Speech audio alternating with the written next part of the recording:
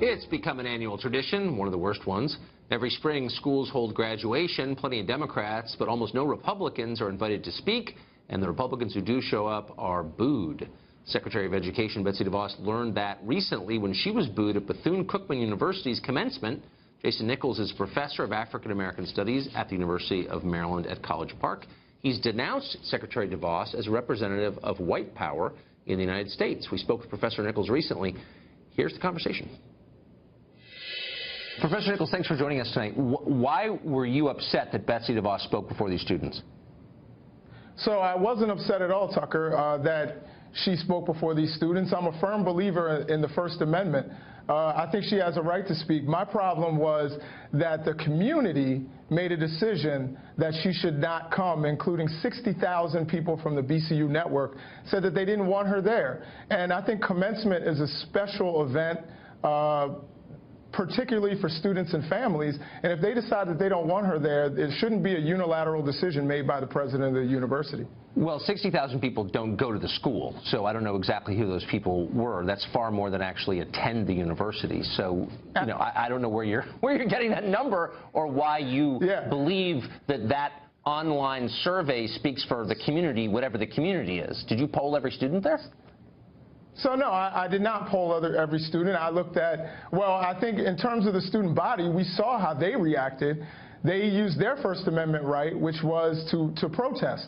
I think, you know, when we get to 60,000, I talked about the community. That's not only students, that's alumni, that's faculty past and present, that's staff past and present. That's everybody who really cares about BCU and feels invested in what goes on there, particularly in commencement. Well, of course, you don't know that any of that's true because it's an online survey, so it could be anybody. So let's not pretend that we know exactly who these people are. Look, you may not like Betsy DeVos or think she shouldn't have spoken, or maybe the kids don't like her. I'll take your word for it. Here's what drew my attention to you. You wrote in a piece for The Hill that having her there ignores the desires of black people, you said, especially students. They don't matter in the face of green dollars and white power. What does Betsy DeVos have to do with white power? So she is a member of the Trump administration, which has shown racial animus towards people of color all over. And also, when we talk about white power, I just want to be clear that white power is not really shaved heads and combat boots the way we think of white power. White power are social and political norms that generate disparities in health outcomes and education and employment and wealth and criminal justice. So when we talk about white power, we're talking about a system and something that is systemic. And when we're talking about Betsy DeVos and her connection to it, I mean, you're just another tenured demagogue who doesn't know anything about what he's talking about. I mean, look, Betsy DeVos is a living human being. Do you have evidence that she supports white power, whatever that is? Let's not tar her by association. Absolutely. Well, first, does every black employee of the administration support white power? Like, what are you talking about? I'm sick of this. I mean, let's be real. Allow me to tell you what it is that I'm talking about. Good. Now, in terms of Betsy DeVos and her connection and why these students would be upset. Number one, she wants to cut $4 billion from Pell Grants. Now, 900 students at BCU actually receive Pell Grants, and we know African-American students at large are more likely to receive them because they're more likely to be poor, actually 3 times as likely as white students. She also wants to end student loan forgiveness for people who are in service. These are all things that are going to affect African-American students. But if we're talking about the Trump administration but they'll also affect students of every color. Wait, hold on. They'll also affect students of every color. I mean, they're not. Wait, hold on. Slow down. Now, we're talking about disproportion. We're talking. Hold on. Slow down. We're talking about policies. Okay. We don't have to talk about policies that are federal law and therefore affect everyone, regardless of what he looks like. So they're not inherently racial. Okay. First. No, but that's where you're wrong. Well, no, they're not. I mean, there's nothing about race in Pell Grants, and there's nothing about race in debt forgiveness. And so if you're using that line of logic, you're saying that if I'm opposed to you on policy issues, I'm a racist, or I support white power, and you shut the conversation down. That's not what I'm saying, Tucker. What are you saying? Tucker, you're obfuscating what it is that I'm saying. Well, what are you saying?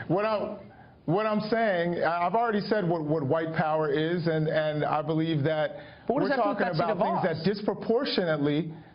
things that disproportionately affect people of color. And, you know, if you want to talk about the Trump administration at large. But hold on, why does that mean that she should stop? Look, I'm trying to be patient. If you want to have a debate about Pell Grants, it's totally legitimate. I mean, we may even agree on Pell Grants. I don't even know, or school choice. Sure. It's when you start calling people bigots that you end the conversation. And as a professor, I think you would like to illuminate and elucidate rather than cast aspersions and shut down, which is what you're doing. Okay, Tucker, I'm wondering where it is that I called Betsy DeVos individually a bigot.